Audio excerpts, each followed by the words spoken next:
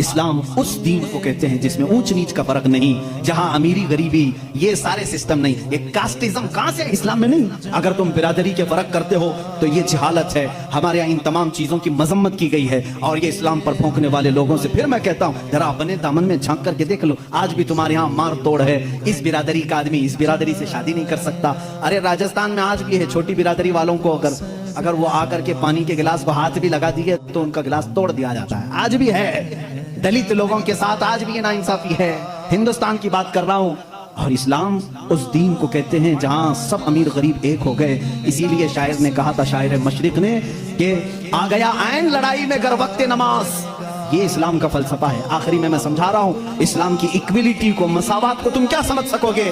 آج یہ جو برابری کے حقوق کی بات کرتے ہیں، میں ان سے کہتا ہوں ذرا کبھی کسی دلت کو پنڈت بنا کے دکھاؤ، کسی دلت کو، کسی SC/ST کو تم اپنے مندر کا پجاری بنا کے دکھاؤ۔ نہیں، اب شگن ہو جائے گا، اب شگن ہو جائے گا۔ اس کو تو حق نہیں، دلت کو حق نہیں ہے کہ وہ دھارمک چیزیں، بلکہ اتر پردیش میں ایک ایسے پروفیسر بھی ہیں، میں جب دلی گیا تھا وہاں پر اس کے بیٹے سے ملاقات ہوئی تھی، انہوں نے کہا تھا اس کے باپ سنسکرت کتنے سالوں سے پڑھ رہے ہیں اور پڑھا رہے ہیں، لیکن ہمیشہ گاؤں والے مارتے ہیں کہ سنسکرت زبان صرف برہمن لوگ پڑھ سکتے ہیں، تو دلت ہے۔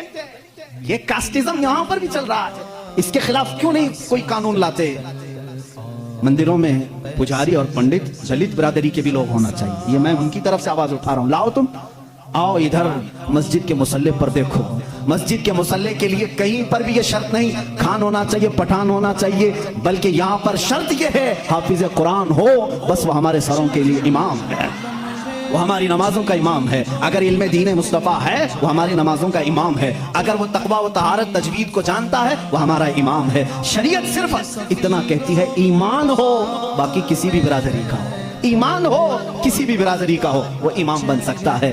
مسجد کے مصلی پہ بھی چڑھ سکتا ہے، ممبر پہ بھی چڑھ سکتا ہے، قرآن بھی پکڑ سکتا ہے، بلکہ تمہیں فتویٰ دینے کی اتھارٹی بھی رکھتا ہے، فتویٰ دینے کی اتھارٹی بھی رکھتا ہے۔ جانتے ہیں ہمارے کچھ مفتیان کرام ابھی ماضی قریب میں گزرے ہیں، آج اب بھی ایک بہت بڑے فقیہ موجود ہیں، میں نام ذکر نہیں کروں گا، بہت بڑے فقیہ ہیں جن کی تعظیم خود مرشد گرامی حضور تاج الشریعہ فرمایا کرتے تھے، وہ آج بھی موجود ہیں، لیکن وہ ایک پنڈت کے بیٹے ہیں، وہ پنڈت کے بیٹے ہیں۔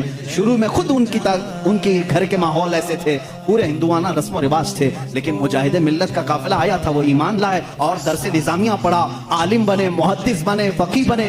آج ان کی پوزیشن یہ ہے 60 مفتیوں کے بیچ میں بیٹھ کر کے وہ فتویٰ دیتے ہیں۔ یہ اسلام ہے، یہ اسلام ہے۔ ہم چھوٹی برادری، بڑی برادری، یہ بیچ کی برادری نہیں۔ اگر ایمان ہے تو ہمارے سر کا تاج ہے۔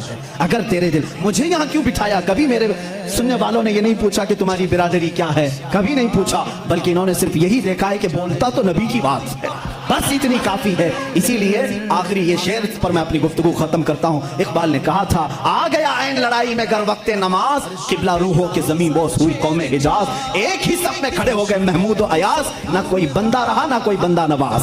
یہ ہے اسلام، جس صف میں میرے آقا صلی اللہ علیہ وسلم نے صدیق اکبر کو کھڑا کیا، بغل میں بلال حبشی کو بھی کھڑا کیا، ایک جگہ عمر فاروق کو کھڑا کیا ہے، عثمان ابن عفان جو اپنے وقت کے کروڑ پتی نہیں ارب پتی، میں صرف آپ کو ان کے مال کا تخمینہ بتا دوں، جب خلفائے راشدین کی بات آئے گی تو میں بتاؤں گا۔ ایک بار جنگ میں انہوں نے 3000 اونٹ دیے تھے، 3000 درہم دیے تھے۔ ابھی کا ویکیپیڈیا میں نے اس کا کیلکولیشن کر کے پوچھا کتنا ہوتا ہے 3000 درہم اس زمانے کا، آج کی ویلیو کیا ہے، تو اس میں بتاتے ہیں 1 ارب 16 کروڑ روپے۔ ایک وقت میں دان کرنے والا عثمان ابن عفان، ایک وقت میں خیرات کرنے والا، 1 ارب 16 کروڑ روپے خرچ کرنے والا عثمان ابن عفان اسی صف میں کھڑا ہے، اور بغل میں وہی علی کھڑا ہے جو دن میں 2 درہم کمایا کرتا رضوان اللہ تعالیٰ علیہ مجمعین۔ اس فرق کو مٹانے کا نام اسلام ہے۔ میرے عزیزوں، اسلام کو پڑھو، سمجھو۔ میں ان کو بھی دعوت فکر دیتا ہوں، یوں ہی بھونکنا اچھی بات نہیں۔ بجلی آتی ہے تو کتے بھی بھونکنے لگتے ہیں، انہیں کیا پتا کہ بجلی کیوں چمک رہی ہے، ارے بارش آنے والی ہے، انہیں نہیں معلوم۔ اسی طرح میں ان کو دعوت فکر دیتا ہوں، اٹھاؤ اسلام کو، میرے آقا کی سیرت کو، قرآن کو، انشاءاللہ تمہارا بھی دل کھل جائے گا اور تم بھی سمجھ جاؤ گے کہ اسلام کس چیز کا نام ہے۔ اسلام کی فطرت میں قدرت نے وہ لچکتی ہے، جتنا ہی دباؤ گے اتنا ہی وہ ابھرے گا۔ وآخر دعوانا الحمدللہ۔